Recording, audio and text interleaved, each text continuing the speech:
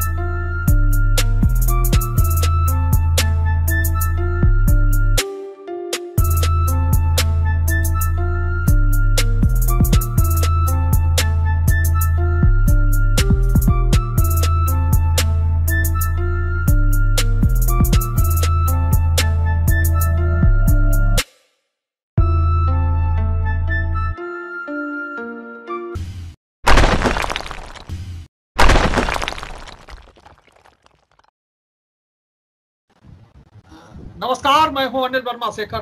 आई witness news पर शुरू हो रहा है बिग बुलेटिन। बिग बुलेटिन में आज हम मध्य प्रदेश के पूर्व मुख्यमंत्री, कांग्रेस के वरिष्ठ नेता, पूर्व राष्ट्रीय महासचिव दिग्विजय सिंह के एक बयान की चर्चा करेंगे, जिसको लेकर के आज राजनीतिक गलियारों में बहुत चर्चा है, तरह तरह की चर्चा है और कांग्रेस को कटघरे में खड़ा करने का प्रयास कर रही है भारतीय जनता पार्टी। बयान की ओर चलने से पहले आज के पैनल में शामिल मेहमानों से आपका परिचय करा दे रहे हैं।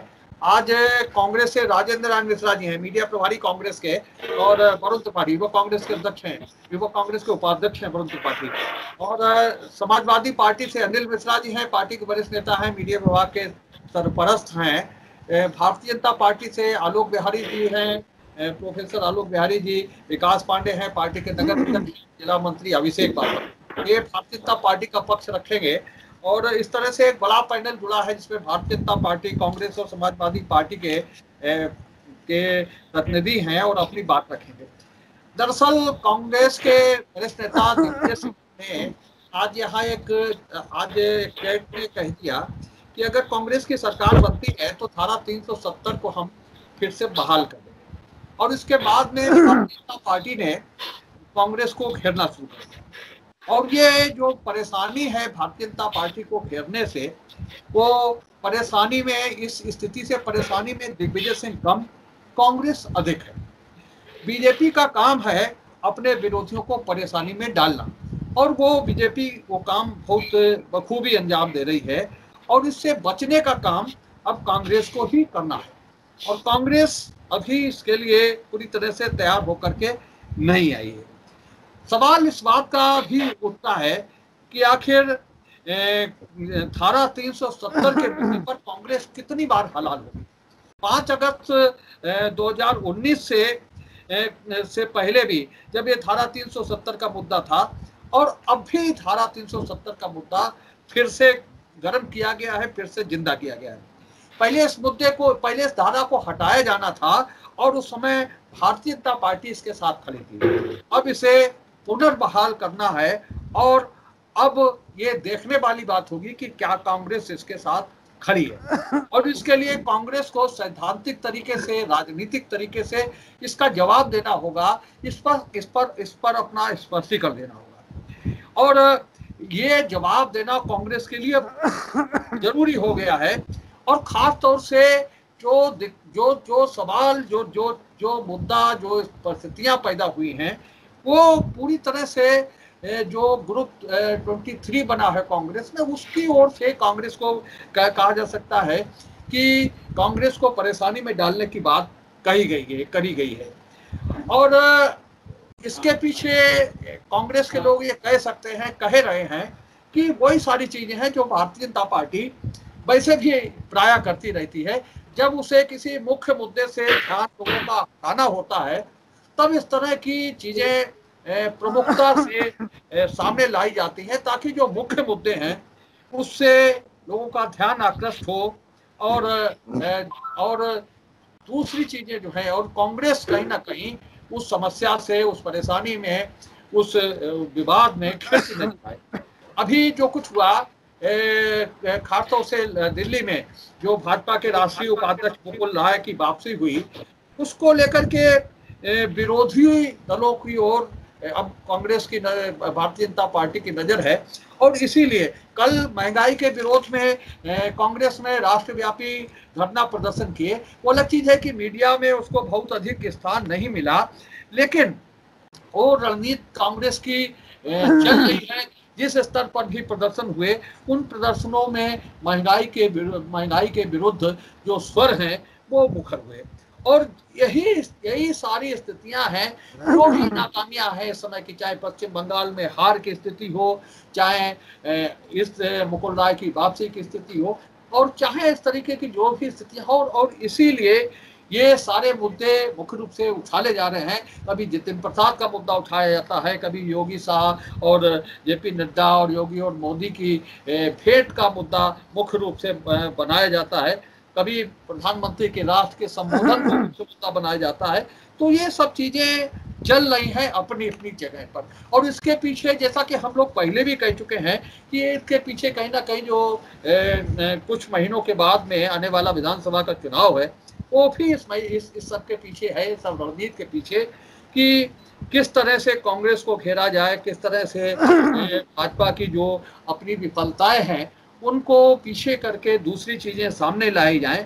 ये सब चीजें अब प्रमुखता से दिखने लगी हैं। और दिग्विजय सिंह के बयान को जिस तरह से राष्ट्र विरोधी, एक और शब्द इस्तेमाल किया गया कि राष्ट्र विरोधियों का क्लब बन गया है कांग्रेस। मिश्रा जी, राष्ट्र विरोधियों का क्लब बन गया है कांग्रेस, ये भाजपा के प्रवक्ताओं की तरफ से ये शब्द इस्तेमाल किया गया है, ये प्रमुख रूप से बात उठाई गई है। तो ये यही आज की इस बहस का, हमारी इस बिग बुलेटिन की बहस का भी यही मुद्दा है कि जो परेशानी पैदा की गई है दिग्विजय सिंह के बयान को लेकर के बाद में भाजपा जिस तरह से घेराबंदी करने में लगी है, वो निश्चित रूप से कांग्रेस के लिए एक बड़ी परेशानी, कांग्रेस के लिए एक बड़ा संकट पैदा किया है। और कांग्रेस को अब इस मुद्दे पर अपनी नीति स्पष्ट करनी होगी, तभी कांग्रेस इस विवाद से निकल सकती है। और इस विवाद को पैदा करने के पीछे, दिग्विजय सिंह को गिरने के पीछे वो सारी मंशाएं बहुत स्पष्ट हैं। जो मुख्य चीजें हैं, मुख्य विवाद हैं, मुख्य मामले हैं, उनसे ध्यान हटाने के लिए इस दिग्विजय सिंह के बयान को प्रमुखता से पेश किया जा रहा है। भाजपा के जो प्रवक्ता हैं वो मुख्य रूप से इस मुद्दे को उछाल रहे हैं और कांग्रेस को घेर रहे हैं। अब इसी बात को देखना होगा कि कांग्रेस इस मामले को लेकर के अपनी नीति किस तरह से स्पष्ट करती है। अनिल प्रसाद जी, आपसे ही शुरू करते हैं कि जो स्थितियां हैं, कांग्रेस को हम बाद में सुनेंगे, कि जो स्थितियां हैं उसमें जो भाजपा की घेरेबंदी है उसको किस रूप में लिया जाए। और कांग्रेस राष्ट्र विरोधियों का क्लब बन गई है। राष्ट्र प्रेम और राष्ट्रद्रोह की बात तो भाजपा अक्सर परिभाषित करती रहती है। तो ये प्रमाण पत्र मिला है कांग्रेस को कि राष्ट्र विरोधियों का क्लब बन गई है कांग्रेस। इसको ही हम आज विशेष रूप से रेखांकित करेंगे। अनिल मिश्रा जी, इस पूरे प्रकरण को किस रूप में लिया जाए, किस रूप में इस पूरे प्रकरण को, जिसे भारतीय जनता पार्टी बहुत प्रमुखता से उठा रही है, किस रूप में इस पूरे प्रकरण को लिया जाए? शेखर जी, प्रकरण में दो पक्ष हैं, एक पक्ष कांग्रेस का और एक पक्ष बीजेपी का। भारतीय जनता पार्टी को दिग्विजय सिंह जी के बयान के ऊपर जो आपत्ति है उन्होंने अपनी उसको प्रदर्शित किया। अब उसके बाद में कांग्रेस को क्या कहना है, कांग्रेस हाईकमान क्या कहती है, आने वाले वक्त में ये मुद्दा तो इनके बीच का है। तो पार्टी को इससे कुछ लेना देना कहाँ है? क्या इनके बीच में बात हो रही है, क्या नहीं हो रही है, ये बेहतर समझेंगे। हाँ, इतना जरूर है कि अब भारतीय जनता पार्टी जहाँ पर कभी इस मुद्दे से हट करके कभी अगर कोई बात होती है तो इसमें कोई दो राय नहीं कि भारतीय जनता पार्टी जो है कहीं राष्ट्रों में, कहीं गोबर के ऊपर, कहीं गाय के ऊपर, इन पे सब पे तो इनकी आदत है, वो हम लोग आदत जान गए, तो हम कोई उसकी ज्यादा बात करते भी नहीं, हम अपना लक्ष्य देखते हैं। इसमें सबसे बेहतर प्रतिक्रिया कांग्रेस की होगी। इन्होंने कांग्रेस पे कोई आरोप लगाया या दिग्विजय सिंह जी ने कोई बात कही, उसके जवाब में कोई बात सामने आई, वो कांग्रेस के मित्र लोग बेहतर बताएंगे। दिग्विजय सिंह जी उनके नेता हैं। दिग्विजय सिंह जी ने जो बात की है, क्या कही है, कितना तोड़ मरोड़ किया, कितनी सही बात सामने आ रही है, ये कांग्रेस के मित्र लोग बताएंगे। इसमें समाजवादी पार्टी इसमें जो है वो भी कहाँ पे कौन से काल्पनिक सवालों को क्या क्या लेके। सर जी, बयान दोपहर के बाद का है, लगभग 7 घंटे हो चुके हैं और जो मुद्दा है, जो बयान है, जो विषय है, वो मुख्य रूप से राष्ट्र को लेकर के धारा 370 कश्मीर से संबंधित है और कश्मीर प्रमुखता से भारत का एक अंग है। उसको लेकर के एक प्रमुख राष्ट्रीय राजनीतिक दल अपने को इस तरह से पल्ला झाड़ ले कि हमसे कोई लेना देना नहीं, भाजपा से लेना देना, कांग्रेस से लेना देना, तो ये बात हमारी और राष्ट्र के लोगों को समझ में आती नहीं। ये मुद्दा कश्मीर से संबंधित है और धारा 370 कश्मीर से संबंधित है। उसको लेकर के अगर कोई राष्ट्रीय राजनीतिक दल अपना पल्ला झाड़ ले और कैसा हमें तो जिला पंचायत चुनाव से मतलब है, हमें कश्मीर से मतलब नहीं, हमें 370 से कोई मतलब नहीं, तो मेरी बात मेरी समझ में नहीं आती। पल्ला बिल्कुल नहीं झाड़ने की बात है। ठीक नहीं ठीक, वो गलत मुद्दा आपका, गलत नजरिया। अभिषेक जी, हाँ आवाज नहीं आ रही आपकी, सही बीमारी, जब बोलने कहो तो बीमारी तुम्हारी आवाज ही चली जाती। विकास पांडे बोलिए। उठाया गया उसके लिए आपको बहुत बहुत धन्यवाद। और आ रही बोलो। ये जो आज कांग्रेस पार्टी के राष्ट्रीय महासचिव और मध्य प्रदेश के पूर्व मुख्यमंत्री दिग्विजय सिंह जी के द्वारा जो बयान दिया गया है, ऐसे बयान की भारतीय जनता पार्टी घोर निंदा करती है। और रही बात कांग्रेस की, कांग्रेस का साहब इतिहास ही ऐसा रहा है कि वो हमेशा देश विरोधी ताकतों का सहयोग करने में अपने आप को सक्षम समझते रहे हैं। और उसी का परिणाम है कि जो एक नारा दिया था भारतीय जनता पार्टी ने कि कांग्रेस मुक्त भारत, और ये होता साकार नजर आ रहा है कि कांग्रेस मुक्त भारत, क्योंकि इनके हमेशा बयान देश विरोधी ताकतों के साथ ही रहते हैं, चाहे वो अफजल के साथ हो, चाहे वो कसाब के साथ हो, और चाहे जो टुकड़े गैंग कश्मीर से आता है दिल्ली के अंदर विश्वविद्यालय के अंदर पत्थरबाजों को लाने का काम, वहां राहुल गांधी जी, प्रियंका गांधी जी, ऐसे इनके बड़े नेता जाते हैं। और रही बात धारा 370 हटाने की, भारतीय जनता पार्टी ने लगातार वकालत की थी कि हम धारा 370 हटाएंगे, राम मंदिर बनाएंगे। और अभी तो मुझे लग रहा है कहीं ऐसा ना हो कि ये कांग्रेस के लोग ये मानसिक दिवालिया हो गए, ये कहने लगे कि साहब हम अगर सरकार में आए तो राम मंदिर को भी गिरा देंगे। मुझे तो ये डर लग रहा है कि ये इस प्रकार के बयानों का भी सहारा ले सकते हैं सत्ता में आने के लिए। लेकिन जो भारत की जनता है, वो राष्ट्रीय विचारधारा से प्रेरित जनता, वो जान चुकी है कि भारत की जनता के लिए और देश की अखंडता के लिए अगर कोई पार्टी काम करती है तो वो भारतीय जनता पार्टी काम कर रही है। और इसी का परिणाम रहा है कि 2014 में हम लोग जीते, 2017 में उत्तर प्रदेश में हम लोगों ने पूर्ण बहुमत से ज्यादा की सरकार बनाई, और 2019 में भी हम लोगों ने पूरे देश में सरकार बनाई। और रही बात बंगाल चुनाव की, अभी एक विषय आया था कि बंगाल चुनाव में भारतीय जनता पार्टी हारी है।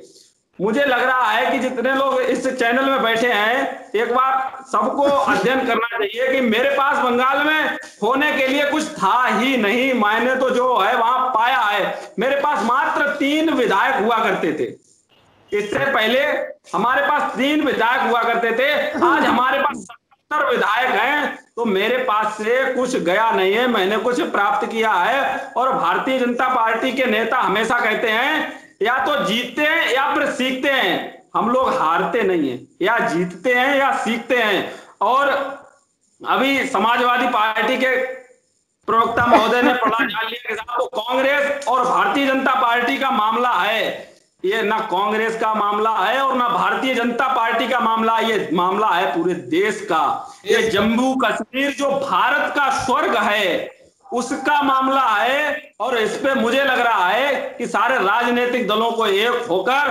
कांग्रेस को मुंह तोड़ जवाब देना चाहिए। राजनीति अपनी जगह पर है, देश की अखंडता को हम लोगों को बरकरार रखने का काम स्वयं भारत के नागरिक का है, और जिस प्रकार के हम लोगों के योगदान बनने चाहिए और वो योगदान मुझको करना चाहिए।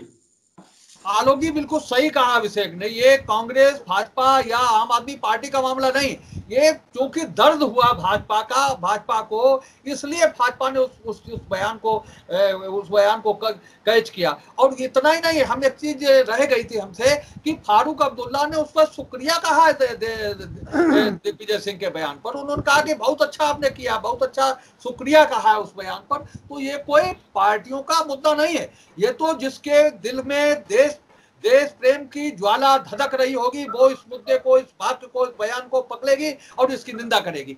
हम तो ये मानकर चलते हैं ये किसी बयान किसी पार्टियों के मत का नहीं, कांग्रेस के मत का, कांग्रेस के पक्ष का कांग्रेस का बयान नहीं, भारतीय जनता पार्टी का बयान नहीं। जिसके दिल में देश प्रेम की ज्वाला धधक रही होगी वो इस बयान को पकड़ेगा। आलोक जी बिल्कुल सही कहा शेखर भाई। अभी हमारे आदरणीय मिश्र जी ने कहा कि ये भारतीय जनता पार्टी और कांग्रेस का अंदरूनी मामला है। मुझे बड़ा दुख इस बात का है कि उन्होंने अपना स्टैंड क्लियर नहीं किया है कि वो धारा 370 के समर्थन में है या विरोध में है। ये पार्टी हित से ऊपर उठने का नहीं सोच रही है समाजवादी पार्टी, शायद ये भी कांग्रेस के ही ट्रैक पर चल रही है। देखो कांग्रेस ने के दिग्विजय सिंह ने आज जो कहा वो कोई नई बात नहीं है। आप कांग्रेस का इतिहास अगर उठा करके देखेंगे 1947 से, तो ये हमेशा से एक धर्म विशेष के तुष्टीकरण में लगी रही पार्टी है।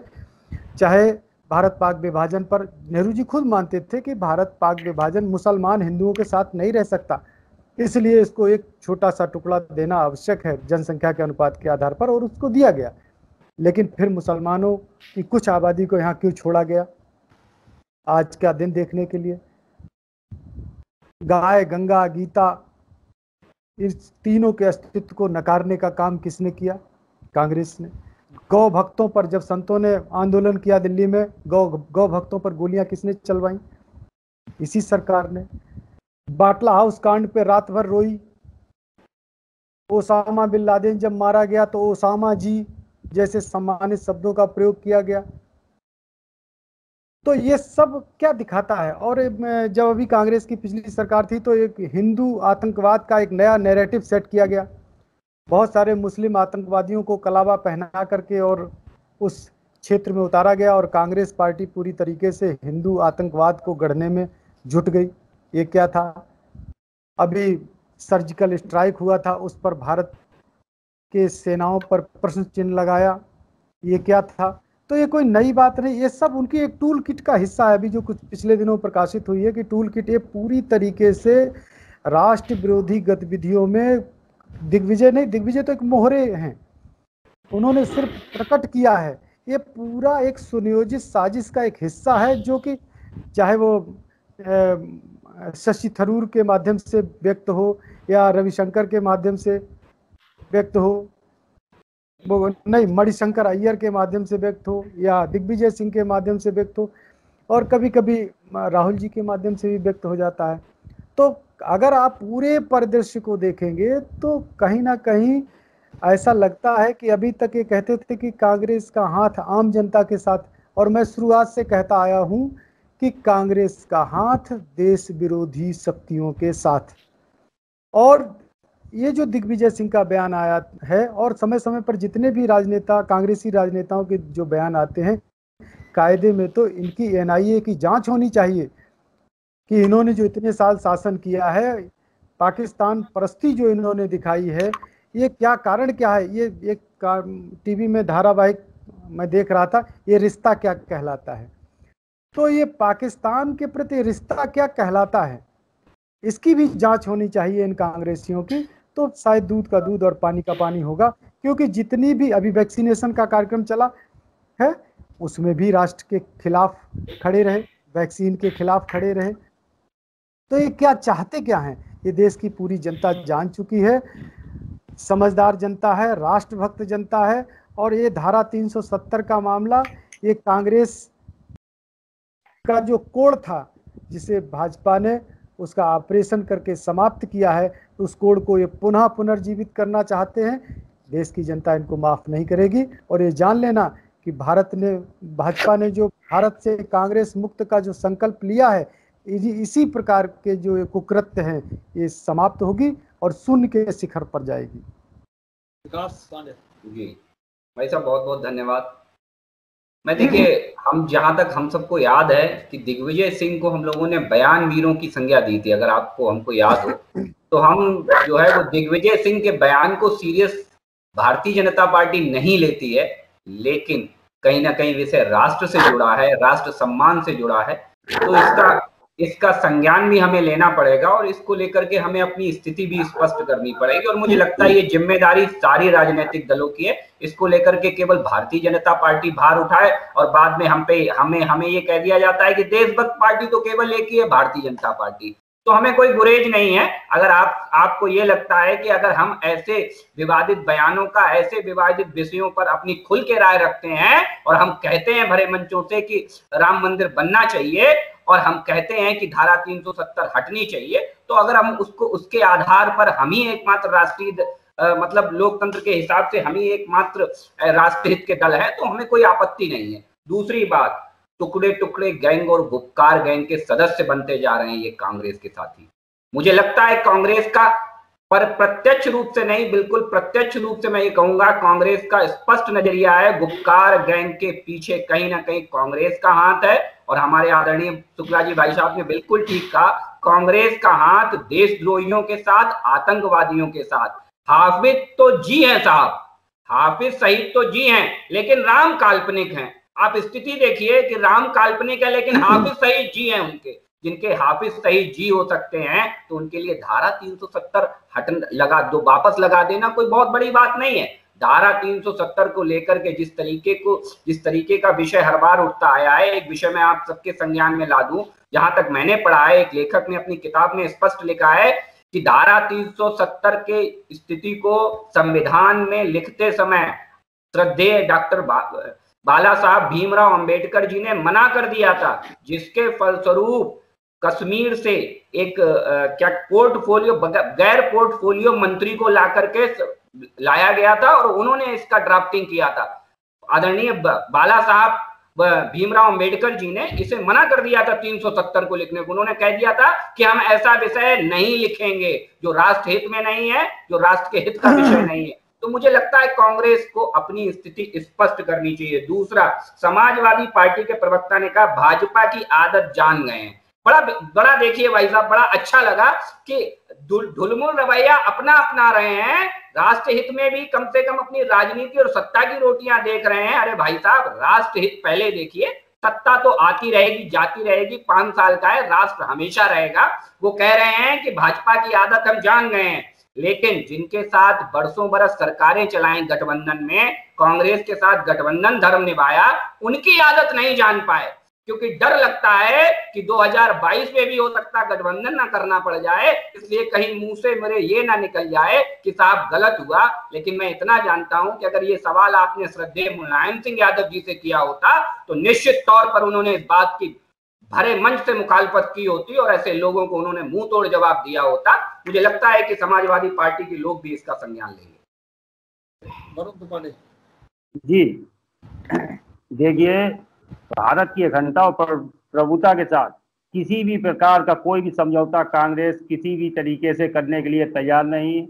और आपने देखा होगा कि पाकिस्तान के 2 टुकड़े इसी कांग्रेस पार्टी ने, और उस समय की हमारी सेना के जवानों के सहयोग से पाकिस्तान के साथ 2 टुकड़े हुए। उसके बाद पाकिस्तानी 90,000 सैनिक, इतिहास में दर्ज है साहब, कांग्रेस के ही शासन में 90,000 पाकिस्तानी सैनिकों को घुटने टेकने पे मजबूर किया। आप देशभक्ति और राष्ट्रभक्ति की बात ना करें, और हमारे लिए सबसे पहले देश, इंडिया फर्स्ट। दूसरी चीज आप ये समझिए कि जिस तरीके से धारा 370 पे बात हो रही है, तो देश के लिए कांग्रेस पार्टी ने तमाम कुर्बानियां दी, चाहे इंदिरा जी की हत्या हो, आजादी का आंदोलन हो। आप समझिए एक भी व्यक्ति कांग्रेस का ऐसा नहीं था जिसने कांग्रेस में हिंदुस्तान की आजादी के लिए हर तरीके से तन मन धन अपना समर्पित ना किया हो। उसके बाद राजीव गांधी जी की हत्या हो गई, कहीं ना कहीं देश के लिए ही उन्होंने अपने प्राणों को न्यौछावर किया। और आप राम मंदिर की बात करते हैं, तो अभी आपकी पार्टी ने जिस तरीके से राम मंदिर के निर्माण के लिए जो चंदा लिया, उसमें ऐसा कोई सिंगल कांग्रेसी नहीं बचा होगा जिन्होंने मर्यादा पुरुषोत्तम श्री रामचंद्र जी महाराज के मंदिर के निर्माण के लिए धन ना दिया हो। तो आप ये समझिए ये बेबुनियाद बातें हैं और ये कहीं ना कहीं वर्तमान के मुद्दों से ध्यान भटकाने का एक भाजपा का प्रोपोगंडा है। दूसरी चीज आप ये देखिए कि कल कार्यक्रम हुआ पेट्रोल और डीजल के महंगाई के दामों में, तो इस तरीके से साहब कांग्रेसियों को कैद करने का, नजरबंद करने का काम किया गया। आपके ही माध्यम से पता चला साहब मीडिया में स्थान नहीं दिया गया। और इस मुद्दे में आप ये देखिए कि कितने बड़े पैमाने पे प्रोपोगंडा फैलाया जा रहा है। तो ये सब जानते हैं और ये कोई नई चीज नहीं है। आने वाला समय वक्त तय करेगा और अगर उनके खिलाफ कुछ ना कुछ हो सकता है शीर्ष नेतृत्व कुछ कार्रवाई करे। राजेंद्र जी शेखर भाई, जैसा कि मैं आपको बताया था, गांव में थोड़ा मकान निर्माण करा रहे हैं। माननीय हमारे महासचिव दिग्विजय सिंह जी का क्या बयान है मैंने नहीं देखा। कांग्रेस पार्टी का नेतृत्व ने कभी सपोर्ट नहीं किया। केवल धारा 370 हटाने का विपक्ष को नजरबंद किया गया, सभा मीडिया को हटाया गया, मीडिया से कुछ नहीं दिया गया, नेट को हटाया गया, उस तरीके से हटाने का प्रयोग जरूर किया। हमारे नेतृत्व ने कभी नहीं किया। और रही बात भाजपा जो राष्ट्रद्रोही कांग्रेस को संज्ञान दे रही है और राष्ट्रवादी बनती है, तो भाजपा का इतिहास सब जानते हैं कि देश की आजादी में इन्होंने कितनी गद्दारी की, कितनी मुखबिरी अंग्रेजों की, क्या इनका योगदान है। वो आज कांग्रेस को जिसने संपूर्ण निश्चावर कर दिया अपना देश को आजाद कराने के लिए, उसको देशद्रोही की क्लब बता रही और आज बता रही है आतंकवादी के साथ है कांग्रेस। इनको शर्म नहीं आती है कि हाफिज सईद को गांधार में छोड़ने कौन गया था, ये कहने की जरूरत है। इनका केंद्रीय मंत्री गया था लेकर के, गृह मंत्री गया था कंधार छोड़ने के लिए। डॉक्टर सईद को किसने समर्थन दिया? कश्मीर जब भारत का अभिन्न अंग है और हमेशा रहेगा। कांग्रेस का हमेशा ही मानना है, हमेशा ही मानती है। कांग्रेस ने कभी ऐसा नहीं किया। कांग्रेस ने धर्म की बात की, न कभी जात की बात की, न किसी संप्रदाय की बात की। कांग्रेस ने हमेशा विकास किया। तेरे विकास के मुद्दों पर नहीं आना चाहते, विकास के मुद्दे नहीं सुनना चाहते। ये जब भी कोई बात विकास की, भाई तुमने 7 साल 5 साल शासन किया, बताओ देश के लिए क्या किया? पेट्रोल हमारा जो है और डीजल पे विरोध प्रदर्शन था, किस तरह हमारे नेताओं का उत्पीड़न किया गया, उनको घर में नजरबंद किया गया, उनको निकलने नहीं दिया। अरे इन्हें नहीं सुनना चाहिए। जब 350 रुपए का सिलेंडर बिकता था तब माननीय केंद्रीय मंत्री स्मृति ईरानी संसद में सिलेंडर लेके जाती थी। आज वो नहीं देख रही, 900 रुपए बिक रहा है। 108 रुपए क्रूड ऑयल 65 रुपया था, आज क्रूड ऑयल 61। सरकारें केवल इन मुद्दों को जनता को हटाने के लिए ये इस तरह के प्रचार करते हैं, लेकिन जनता जनार्दन ये सब इनकी चालें समझ चुकी है, इनके झूठे वादे समझ चुकी है। अब उनको ऐसा मुंह तोड़ जवाब देने की तैयार बैठी है और ये इनको दिखाई नहीं पड़ता। हम तो अपनी हार भी स्वीकार करते हैं, अपनी जीत भी स्वीकार करते हैं। क्या इन्हें इतना घमंड आ गया 7 साल के शासन। अभी हमारे भाजपा के तुम तो हमेशा विपक्ष में रहे, जो संसद में थे, हमारे हाथों 50 रुपए संसद है। कांग्रेस के भी मंडल नहीं किया। कांग्रेस केवल उन विचारों को, उन ध्यानों को हटाने के लिए भाजपा का ये प्रोपोगंडा है, समय समय में करते रहते हैं। अब कांग्रेस का इस मानना है कि जम्मू कश्मीर भारत का अभिन्न अंग है और हमेशा रहेगा। इसमें कांग्रेस कभी विरोध नहीं किया, हमेशा कांग्रेस। रही बात हमारे दिग्विजय सिंह जी ने क्या कहा, मैंने बयान नहीं देखा है, मैं कहना चाहूंगा भाजपा में ऐसे कहते हैं, इनके केंद्रीय नेतृत्व ने या इनके प्रदेश ने उनको जाकर देखा है, तुम्हारे सांसद क्या बोल रहे, तुम्हारे मंत्री क्या बोल रहे, कांग्रेस दिखाई पड़ती। और ये कहा भारत और स्टाइल को अभी हमारे ने कहा है कि इन्होंने मतलब जो है सेना का विरोध किया। सेना का कभी विरोध नहीं किया, सेना के मनोबल को हमेशा कांग्रेस ने बढ़ाया। लेकिन जब पाकिस्तान के 2 टुकड़े इंदिरा जी ने कर दिए, इंदिरा जी ने पाकिस्तान को 2 भागों मार दिया, बांग्लादेश ने राष्ट्र बनवा दिया, तब ये नहीं बोले। इंदिरा जी ने कहीं तारीफ नहीं की, इंदिरा जी ने अपने चुनाव भाषणों में कहीं उसका जिक्र नहीं किया। हमारे स्वर्गीय प्रधानमंत्री राजीव गांधी ने अयोध्या में श्री राम मंदिर का ताला खुलवाया था। मेरा मुझे राम हमारे आदर्श हमेशा आए, हमेशा रहेंगे और भारतीय इच्छा करता है। भगवान राम को इन्होंने खरीद दिया, इन्हीं नाम रह गए क्या? न समाजवादी के, न बसपा के, न कांग्रेस के। भगवान राम का विरोध कौन करता है? लेकिन बोल नहीं, केवल मुख्य मुद्दों से जनता का ध्यान हटाने के लिए समय समय पर इनके नेता और इनके लोग इस तरह बयानबाजी करते रहे ताकि जनता भ्रमित रहे और एक छोटा सा एक मेरा छोटा सा सवाल है। बारी बारी से कि पहले राउंड हमें जरा सुन हो गया ना आपका हो गया। चलिए ठीक है हाँ। भाई साहब एक मेरा छोटा सा सवाल है कि हर प्रवक्ता ने एक बात रखी है कि ध्यान भटकाने के लिए भाजपा का ये प्रोपोगंडा है। तो मुझे लगता है कि दिग्विजय सिंह क्या भाजपाई हो गए हैं? मुझे पहले स्पष्ट करें, या भाजपा ने उन्हें खरीद लिया, हायर कर लिया, क्या किया है कि जो दिग्विजय सिंह के मुंह में भाजपा बैठ गई जाके, जो बयान दिलवा दिया दिग्विजय सिंह से जाके। अपनी थोती कर्मों को भाजपा के ऊपर डालकर कांग्रेस बचना चाहती है। कांग्रेस का यही नीति है कि अपना करती है और दूसरे के ऊपर डाल देती है।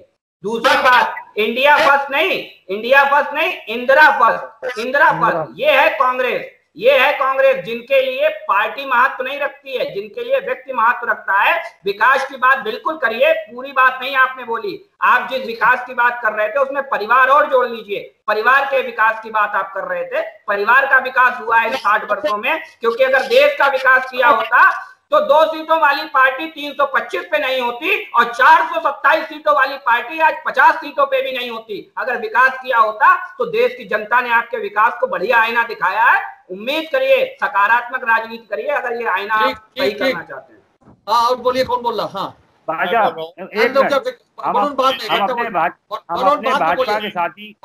बाद बोलो भाई, बात बोलिए। हाँ, सब सुन लो पहले। हाँ शेखर जी, चर्चा जो है वो उसको जबरन एक मोड़ दे दिया गया है। एक बात बिल्कुल साफ रूप से जो है अपने समझ में आनी चाहिए कि हिंदुस्तान में रहने वाले और हिंदुस्तान के एक नागरिक होने के नाते और हिंदुस्तान का एक राजनीतिक दल होने के नाते ये जो बात कही जाती कश्मीर की, कश्मीर हमारा था, हमारा है, हमारा रहेगा। हम तो पीओके की भी बात करते हैं कि पीओके जो है वो अपने उसके ऊपर क्या कर रही भारतीय जनता पार्टी। लेकिन एक बात हम जरूर कहेंगे कि जिस तरीके से राजनीतिक बयानबाजी में लोगों को चक्रव्यूह में फांसने की बात करते हो, हिंदुस्तान की आजादी की लड़ाई जब लड़ी जा रही थी तो उस वक्त के ऊपर कहां थी भारतीय जनता पार्टी, कहां था आरएसएस? हिंदुस्तान को आजादी दिलाने वाले महानायक गांधी के सीने में किसने गोलियां बरसाई थी? कौन था आरएसएस का? आप तोहमत लगाते हो। राष्ट्रभक्ति की और राष्ट्रहित की जिम्मेदारी और उसका ठेका केवल भारतीय जनता पार्टी का होगा। हिंदुस्तान में रहने वाला दूसरा व्यक्ति राष्ट्रभक्त हो नहीं सकता। और आप तो यहां तक गिरते चले जा रहे हो। इस बयान से पल्ला झाड़ने की बात नहीं थी। बयान क्योंकि दिग्विजय सिंह जी का था, कांग्रेस के नेता थे, और उसके साथ में भाजपा ने एक बात कही थी, एक काल्पनिक बात उन्होंने कही थी कि अगर हमारी सरकार आए, और इन्होंने स्वीकार भी कर लिया था कि तुम्हारी सरकार आ गई और तुमने धारा 370 की बात कर दी, तो मैंने एक इनोसेंट बात कही थी। लेकिन जितना राष्ट्रभक्त आप हो उससे कहीं ज्यादा 4 कदम आगे हम राष्ट्रभक्त हैं। इसका राष्ट्रभक्ति का ठेका भारतीय जनता पार्टी का नहीं है और न राष्ट्रभक्ति का ठेकेदारी की जो है कोई बात करे। अगर एक एक उदाहरण लेकर के आप चलने की बात करोगे तो उसके बाद में आ जाओ। वैक्सीनेशन की आपने बात कही, वैक्सीनेशन की बात कही गई, क्यों वैक्सीनेशन की बात को लेके आते हो? मुद्दों से ध्यान क्यों बटाने की बात करते हो? अगर नहीं अंदाजा लगा पाते हो, अगर नहीं कहीं पे व्यवस्था कर पाते हो, अगर कहीं लाशों के अंबार लगे होते हैं, जिम्मेदारी किसकी होती है? केवल आपका कह देना कि ये समाजवादी पार्टी और वो है, और ये कह देते। राष्ट्रभक्ति के मामले में हम समझौता नहीं कर सकते। और आ जाए अगर किसी वक्त के ऊपर दांव की बात, तो राष्ट्रभक्ति के मामले में शायद जान देने में आप एक कदम पीछे हट जाओगे, बयानबाजी करोगे, लेकिन समाजवादी पार्टी की कार्यकर्ता मैं नहीं हटेगा। इस बात को मुद्दा मत बनाओ। राष्ट्रभक्त केवल सदन में भी समर्थन नहीं करेंगे, राष्ट्रभक्त केवल भारतीय जनता पार्टी आप सदन में भी समर्थन नहीं करेंगे, आप सदन में भी समर्थन नहीं करेंगे।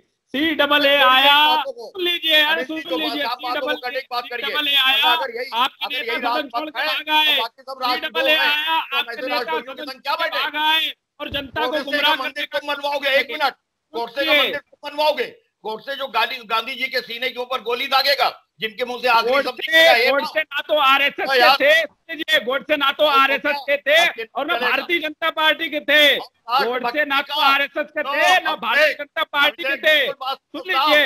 सुन लीजिए, गोडसे ना तो भारतीय जनता पार्टी के थे, ना आरएसएस के थे। CAA पर आपके नेता अखिलेश यादव जी सदन छोड़ के भागाते हैं। CAA पर आपके नेता अखिलेश यादव जी सदन छोड़ के भागाते हैं और उसके बाद जनता को गुमराह करने का काम करते हैं।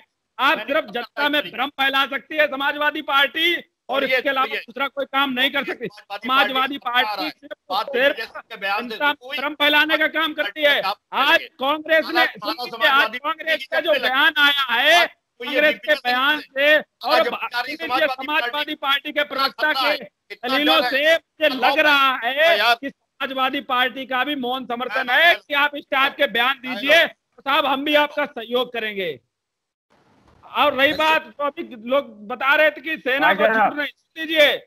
जब तक कांग्रेस की सरकार रही, सेना के जवानों के सर काट के उनके साथ फुटबॉल बना के खेला जाता था, और अब जब भारतीय जनता पार्टी की सरकार आई और सेना ने सर्जिकल स्ट्राइक की, तो वही कांग्रेस के तथा कथित लोग सेना के पराक्रम पर विकास बोलो जल्दी से, विकास जी, आलोक जी, उसके बाद कांग्रेस। मुझे सर्जिकल स्ट्राइक जल्दी से हाँ, एक छोटी सी बात है। मुझे लग रहा है कि समाजवादी पार्टी के प्रवक्ता ने दुनिया भर का प्रोपोगंडा किया, दुनिया भर की बातें की और बहुत बड़े राष्ट्रभक्त साबित हो गए। तो मैं उन्हें बधाई देता हूं कि वो समाजवादी पार्टी के शायद इकलौते राष्ट्रभक्त होंगे हमारे आदरणीय भाई साहब। दूसरा मैं एक विषय छूट गया, एक विषय आपकी बधाई की जरूरत नहीं, क्षमा करें, ये हमारे भावना की बात है, इससे खिलवाड़ करने की इजाजत हम किसी को। भावनाएं तो सदन में दिग्विजय सिंह के बयान पर कोई प्रतिक्रिया नहीं आई। समाजवादी पार्टी ने पुनः मुंह छुपाने का काम किया है और दिग्विजय सिंह के बयान पर किसी भी प्रकार की प्रक्रिया नहीं दी है। आप समझिए, दिग्विजय सिंह के बयान का मूक समर्थन है समाजवादी पार्टी का, ये बिल्कुल स्पष्ट रूप से दिख गया है। आपने दो लफ्ज नहीं कहे। आलोक जी बोले, फिर कांग्रेस के दोनों लोग, आलोक जी उसके बाद कांग्रेस। देखिए शेखर भाई, आदरणीय मिश्रा जी जो समाजवादी पार्टी के प्रवक्ता हैं, इन्होंने कहा बहुत सारी लंबी चौड़ी बातें कही। एक सेंटेंस में ये बात कह सकते थे कि हम दिग्विजय सिंह के वक्तव्य के खिलाफ है, उनका हम कदापि समर्थन नहीं करते, हम धारा 370, लेकिन चारों तरफ की बातें की, लेकिन ये बात नहीं कही। हमने एक सेंटेंस में कहा कि कश्मीर हमारा है, कश्मीर हमारा रहेगा। ये तो कांग्रेस कहेंगे, उसका सहयोग करेंगे। विषय धारा 370 है, विषय धारा 370 है, धारा 370, विषय धारा 370 है। हाँ बोलो, बोलो। देखिए, ना इनके पास गोडसे के ऊपर जवाब है, ना गांधी के ऊपर जवाब है। रही बात कश्मीर की, तो कश्मीर में सिर्फ सत्ता के लालच। आपके पास किसका जवाब है? आपके पास किसका जवाब है? अब सुन लीजिए, जिन हाफिज सईद को छोड़ने की बात हो गई, मैं आपकी तरह महबूबा मुफ्ती मोहम्मद सईद की एक बेटी के लिए 4 आतंकवादी नहीं छोड़े थे हमने। कांग्रेस ने अपनी नेता के बेटी को छुड़ाने के लिए आतंकवादी छोड़े और हमने आम जनता को छुड़ाने के लिए आतंकवादी छोड़ा। ये फर्क है हमारी आपकी सोच में। कांग्रेस इसलिए चंदे की सूची दे पाई कि आपकी भाजपा सरकार ने कितना चंदा लिया। आप चंदा के भाजपा ने नहीं लिया, भाजपा ने चंदा नहीं लिया। समझने का प्रयास करिए, आप गलत जगह कुंडी खटखटा रहे हो, आप गलत जगह कुंडी खटखटा रहे हो, या जानकारी करके आइए। कांग्रेस गुमराह करती है, लटकाओ भटकाओ और अटकाओ की राजनीति करती है। भाजपा ने कोई चंदा नहीं लिया, भाजपा ने चंदा दिया है, भाजपा ने राम मंदिर में चंदा दिया है, लिया नहीं है चंदा भारतीय जनता पार्टी ने, चंदा दिया है भारतीय जनता पार्टी ने। पहले समझिए, आप खोखली राजनीति करते हो, आप आतंकवादियों को छोड़ते हो, मुफ्ती मोहम्मद शहीद के लिए, शहीद की बेटी को बचाने के लिए आतंकवादी छोड़ते हो। एक मेरा अनुरोध है,